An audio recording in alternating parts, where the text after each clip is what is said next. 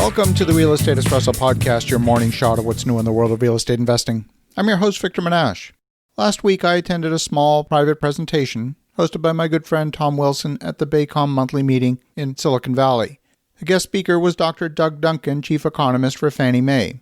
And Doug's been a previous guest on the show. Doug leads a large team of nearly 200 economic analysts, and they've consistently won awards for the most accurate economic predictions anywhere in the U.S. When I speak with Doug, he's not just reciting data.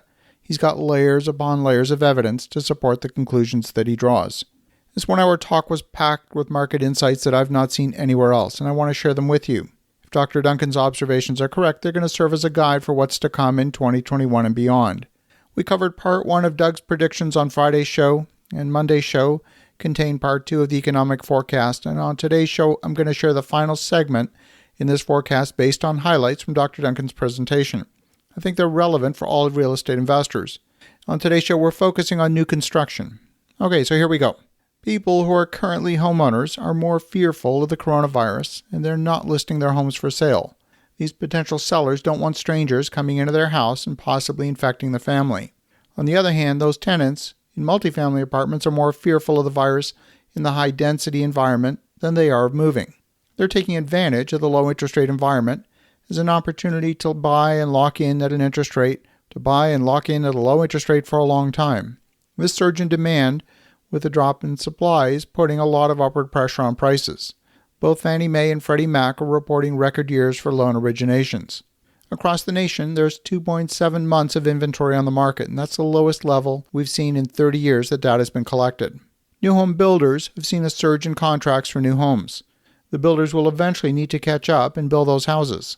It's hard to say how they're going to respond to demand for new sales if they get too far ahead of their construction capacity.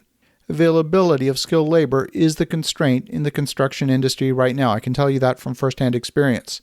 We can anticipate that once the pandemic's under control, whether it's through an effective therapeutic or a widespread adoption of a vaccine, supply of houses on the market will increase.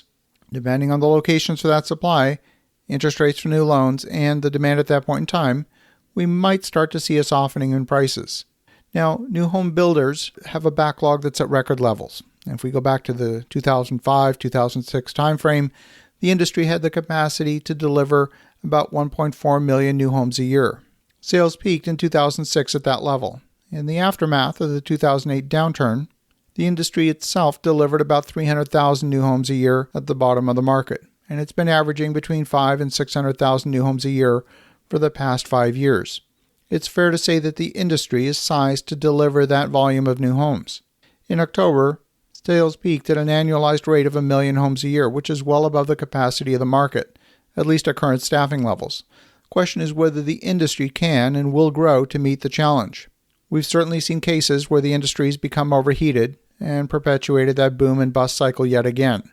Arguably, there's some spare capacity in commercial construction. New demand for office and retail has fallen, while demand for industrial and residential has gone up over the course of the year. How quickly the labor force and those subcontractors will switch over to residential construction remains to be seen. We've also seen that home prices have exceeded the rate of inflation for the last 7 years. And that means that housing is getting less and less affordable. At some point, it'll reach a breaking point of affordability and prices have nowhere to go. From World War II until the year 2000, the average price appreciation was 3.5%. And over the past 5 years, we've been averaging 5.5%. In 2020, prices will have increased 11%. But remember, we had 5 years of price deflation from 2007 to 2012. So some of the price increases up until about 2015 merely represent a recovery from the devastation of the post-2008 downturn.